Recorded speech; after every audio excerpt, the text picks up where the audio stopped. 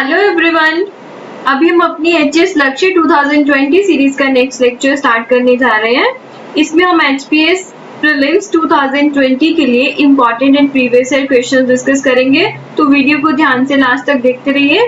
और इस वीडियो का पीडीएफ आप हमारे टेलीग्राम चैनल से ले सकते हैं, जिसका लिंक डिस्क्रिप्शन बॉक्स में दिया हुआ है। चलिए स्टार्ट करते हैं आज के important MCQs. Our first question is the constitution of India provides for a single integrated judicial system. What does this imply? क्या मीनिंग है इसका? इंडिया के कॉन्स्टिट्यूशन में सिंगल इंटीग्रेटेड जुडिशियल सिस्टम को प्रोवाइड किया गया है, तो इसका मीनिंग क्या है? First is decisions made by higher court may be binding on the lower courts. Second is appellate system exists in India. Third is it means all administration of courts in the country is based on the same principle of justice. तो हमने बताना है इसमें से कौन सी जो statements हैं वो करेक्ट है। तो अगर हम फर्स्ट स्टेटमेंट देखें, decisions made by higher court may be binding on the lower courts, कि जो हाई कोर्ट डिसीजन देगी वो लोअर कोर्ट्स के ऊपर बाइंडिंग हो सकती है, may be, but according to single integrated judicial system decisions made by higher court are binding on the lower courts. तो हमारा जो फर्स्ट ऑप्शन है वो क्या है? इनकरेक्ट है, में नहीं आएगा। Decisions are binding on the lower courts. Second, इसका क्या मीनिंग होता है? appellate system का मीन्स अगर किसी पर्सन को लगता है कि जो जजमेंट लोअर कोर्ट ने दी है वो जस्ट नहीं है, तो वो हायर कोर्ट में अपील कर सकता है। So this is correct. Single integrated judicial system में ऐसा होता है, एपलेट सिस्टम एग्जिस्ट करता है। Third is it means all administration of courts in the country is based on the same principle of justice. Yes, integrated है, इसलिए सारे के सारे जितने भी कोर्ट्स होंगे वो प्रिंसिपल ऑफ जस्टिस के ऊपर ही काम करते हैं। तो इसका जो आंसर रहेगा वो रहेगा option 2 and 3 means this one, third option. This is our answer. चलिए नेक्स्ट क्वेश्चन देखते हैं। इंपॉर्टेंट क्वेश्चन है, बार बार पूछते रहते हैं रॉक्स के ऊपर क्वेश्चंस। तो चलिए देखते हैं क्वेश्चन को। Consider the following statements about the rocks. Rocks के ऊपर हमें स्टेटमेंट्स दी गई है, तो स्टेटमेंट्स को बताना है कि ये करेक्ट है या नहीं है। फर्स्ट स्टेटमेंट है igneous rocks are also called as primary rocks. Igneous rocks को प्राइमरी रॉक्स भी कहते हैं। Second is igneous and sedimentary rocks can change into metamorphic rocks under great heat and pressure. Igneous and sedimentary rocks जो है वो metamorphic rocks में change हो जाती है, किसके under? Great heat and pressure के अंडर। तो जो फर्स्ट ऑप्शन दी गई है igneous rocks are called primary rocks, ये हम क्वेश्चन कर भी चुके हैं पहले भी। इग्नियस रॉक को प्राइमरी रॉक क्यों कहा जाता है? बिकॉज इग्नियस रॉक से ही बाकी रॉक्स जो है वो फॉर्म होते हैं, इसीलिए इसको क्या कहा जाता है? प्राइमरी रॉक, या फिर इसको क्या बोलते हैं? पेरेंट रॉक्स भी बोलते हैं। तो देखते हैं सेकेंड ऑप्शन देखते हैं। ये देखिए इग्नियस रॉक्स है, तो अंडर हीट एंड प्रेशर जो है वो किस में चेंज हो रहे हैं? मेटामॉर्फिक रॉक्स में। और वेदरिंग के थ्रू इग्नियस रॉक किस में चेंज हो रहा है? सेडिमेंट्री रॉक्स में। और सेडिमेंट्री रॉक्स भी अंडर हीट एंड प्रेशर किस में चेंज हो जाते हैं? मेटामॉर्फिक रॉक्स में चेंज हो रहे हैं। तो जो हमारी ऑप्शंस है second, igneous and sedimentary rocks can change into metamorphic rocks under heat and pressure, तो ये भी स्टेटमेंट क्या है? करेक्ट है। तो हमारा आंसर क्या होगा? Both 1 and 2। चलिए नेक्स्ट क्वेश्चन देखते हैं। Vetti and कदमाई whose reference was found on the Chola inscriptions are, आपने बताना है चोला इंस्क्रिप्शंस के अंदर जो वेट्टी एंड कदमाई की बात की गई है वो नीचे दिए गए ऑप्शंस में से क्या है? First one is dance forms है, second is kind of taxes है, थर्ड इज फेमस आर्टिस्ट है, fourth one is none of the above. तो इसका जो करेक्ट आंसर है वो है काइंड ऑफ टैक्सेस। तमिलनाडु में जिन चोलास ने रूल्स किया था, अगर उनकी इंस्क्रिप्शंस को देखा जाए तो वहां से पता चलता है कि more than 400 types of taxes लगाए जाते थे, और उसमें से वेट्टी एंड कदमाई इंपॉर्टेंट टैक्सेस है। वेट्टी कैश में नहीं होता था, it was a kind of tax, और कदमाई जो था that was basically the land revenue tax. तो इसका आंसर क्या है? Kind of taxes. चलिए नेक्स्ट क्वेश्चन देखते हैं। Which of the following diseases is or are caused by virus? आपने बताना है जो नीचे ऑप्शंस में डिसीजेस दी हुई हैं उनमें से कौन सी डिसीजेस वायरस की वजह से होती हैं। First is hepatitis B, second is polio, third is measles, fourth one is chicken pox. तो ये सारी की सारी जो ऑप्शन दी गई है 4, ये सारी डिजीजेस किसकी वजह से होती हैं, वायरस की वजह से होती हैं। तो हमारा आंसर क्या आएगा, all of the above, that is option 4 is our answer. तो इस तरह के बहुत सारे क्वेश्चंस एग्जाम में पूछे जाते हैं डिफरेंटली। हो सकता है आपको कोई और डिसीज दे दी गई हो जो कि बैक्टीरिया या किसी और वजह से होती है, तो आपको सारी डिसीजेस को प्रिपेयर करना है कि कौन सी डिसीजेस किसकी वजह से होती है। चलिए नेक्स्ट क्वेश्चन देखते हैं। When demands for grants are introduced in Lok Sabha, the speaker applies guillotine. जब डिमांड्स ऑफ ग्रांट्स को लोकसभा में इंट्रोड्यूस किया जाता है तो स्पीकर गिलोटाइन अप्लाई कब करता है, आपने बताना है। जो नीचे ऑप्शंस दी गई है उनमें से गिलोटाइन स्पीकर कब करता है। तो चलिए देखते हैं, हमें पता होना चाहिए कि गिलोटाइन होता क्या है।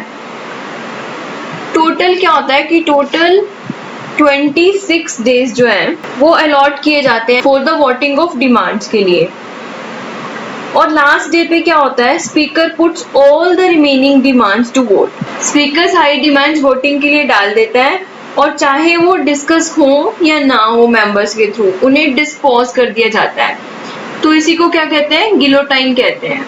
मीन्स जब टाइम पास में आ जाता है और अभी तक डिस्कशन नहीं हो पाती है तो स्पीकर क्या करता है, गिलोटाइन अप्लाई कर देता है। तो चलिए देखते हैं इसमें से करेक्ट आंसर क्या होगा। After the demands are discussed and improved, second after the demands are discussed and voted down by Lok Sabha, third is when the demands are discussed and reduced, fourth is when the time allotted is coming to a close. इसका answer क्या होगा, when the time allotted is coming to a close. Means जो जितना time दिया गया था वो खत्म होने जा रहा था, इसलिए क्या होता है, स्पीकर उसे गिलोटाइन पे डाल देता है। मीन्स सारी की सारी वोटिंग हो जाती है उसकी। चलिए नेक्स्ट क्वेश्चन देखते हैं। Which of the following is not a feature of the government of India act 1935। आपने बताना है कौन सा इनमें से जो ऑप्शन दी गई है 1935 का फीचर नहीं है। तो ऑप्शन दी गई है जो वो है dyarchy at the centres as well as in provinces, second is bicameral legislature, third is provincial autonomy, fourth is an all India federation। तो 1935 के एक्ट में ऑल इंडिया फेडरेशन को दिया गया था which consists of provinces and princely states as a units, और इसमें provincial autonomy की भी बात की गई थी, बाइकैमरल लेजिस्लेचर भी इंट्रोड्यूस किया गया था और डायरकी एट सेंटर इंट्रोड्यूस की गई थी बट एबोलिश की गई थी इन द प्रोविंसेस, जिसको कि 1919 में इंट्रोड्यूस किया गया था। सो हमारा जो फर्स्ट ऑप्शन है वो क्या है, इनकरेक्ट है। इसके अलावा 1935 के एक्ट में रेजिडुअल पावर्स को वाइसराय को दे दिया गया था। Also it provided for the establishment of RBI। 1935 is very important act जिसके बेसिस पे हमारा बहुत बड़ा पार्ट कॉन्स्टिट्यूशन का बेस्ड है। तो आपने इसको अच्छे से करना है 1935 में क्या क्या इंट्रोड्यूस हुआ था।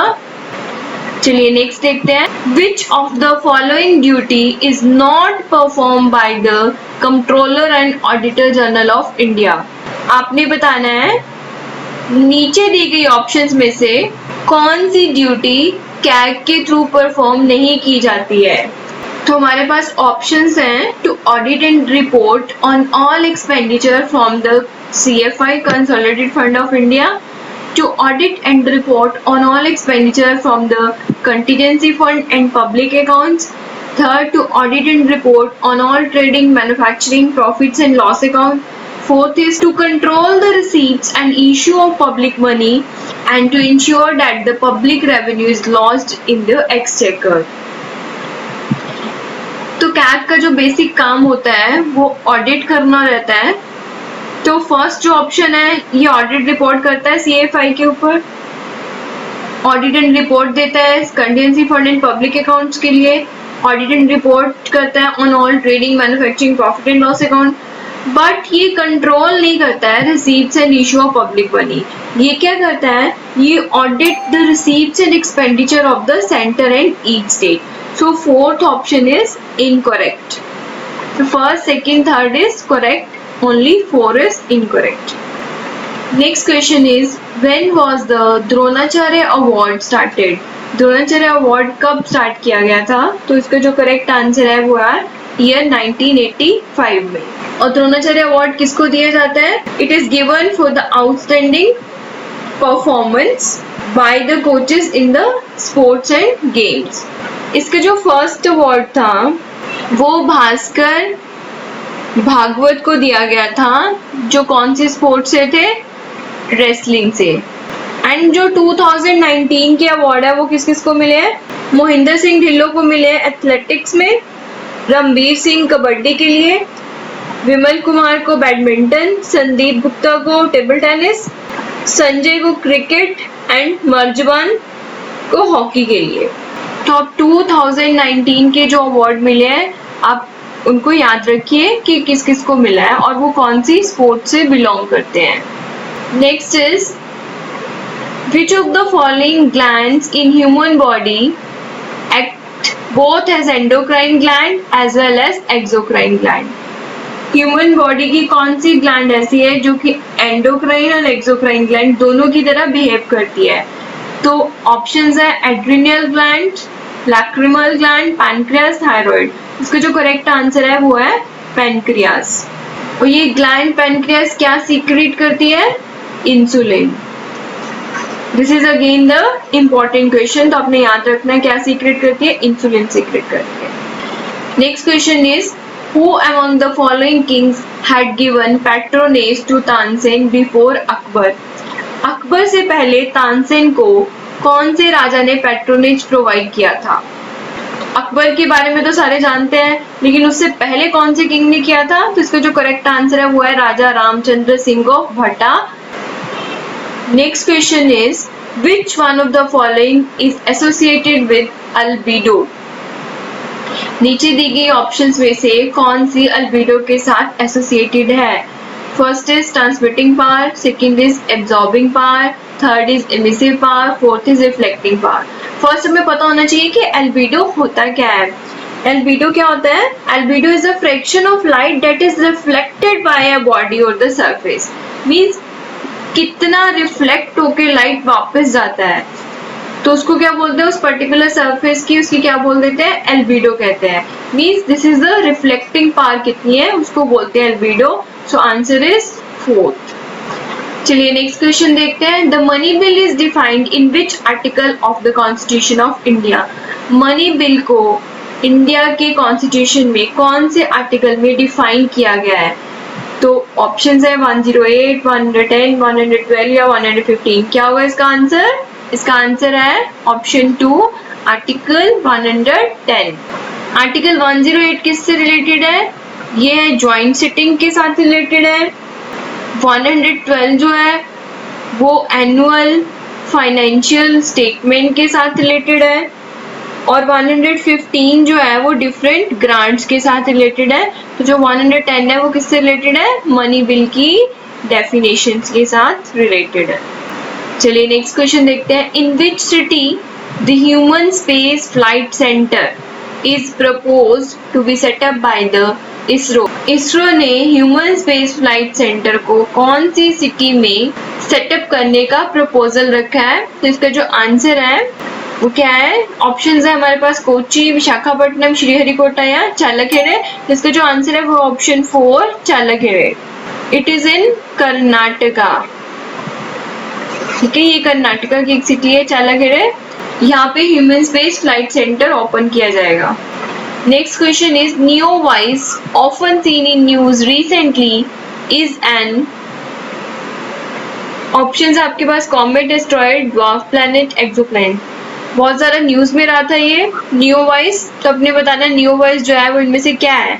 NEOWISE जो है वो एक कॉमेट है और उसके ऊपर हमने एक वीडियो भी बनाई हुई है, आप उसको अच्छे से देख सकते हैं। वहां पे हमने कॉमेट्स के बारे में डिस्कशन भी किया अच्छे से।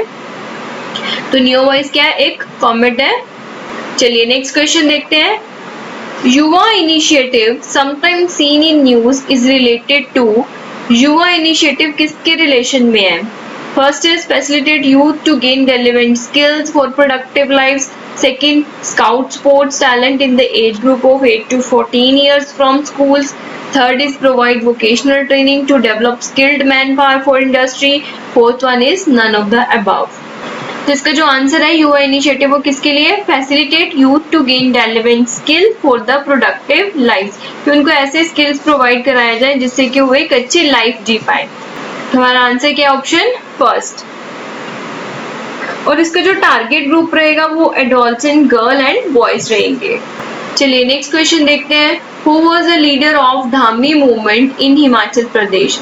धामी मूवमेंट के लीडर कौन थे हिमाचल प्रदेश में? तो इसके जो ऑप्शंस हैं, स्वामी परमानंद, महात्मा गांधी, लाला हरदयाल या फिर भागमल चौथा। तो इसका जो आंसर है वो है ऑप्शन 4, भागमल जो थे वो धामी मूवमेंट के लीडर थे। चलिए नेक्स्ट इंपॉर्टेंट क्वेश्चन डिस्कस करते हैं। Consider the following areas. First is Bandipur, second is Bhitarkanika, third is Manas, fourth one is Sundarbans. इन सबके नाम आपने सुने होंगे। तो अब क्वेश्चन क्या है? Which of the above are tiger reserve? आपने बताना है इनमें से टाइगर रिजर्व कौन कौन से हैं। तो जो टाइगर रिजर्व देखिए बांदीपुर, मानस, सुंदरबन, ये तीनों क्या है? टाइगर रिजर्व है, लेकिन भीतरकनिका नहीं है। तो हमारा जो आंसर होगा वो क्या होगा? 1, 3 एंड 4। बांदीपुर कहाँ पे है? बांदीपुर है कर्नाटका में, भीतरकनिका है ओडिशा में, मानस है आसाम में और सुंदरबन है वेस्ट बंगाल में। तो अपने एरियाज कहाँ पे पड़ते हैं वो भी याद रखना है। तो चलिए आज के इम्पोर्टेंट एमसीक्यूज की डिस्कशन यहीं पे खत्म होती है। कल हम फिर नए इम्पोर्टेंट एमसीक्यूज के साथ मिलेंगे। पढ़ते रहिए, खुश रहिए, ऑल द बेस्ट।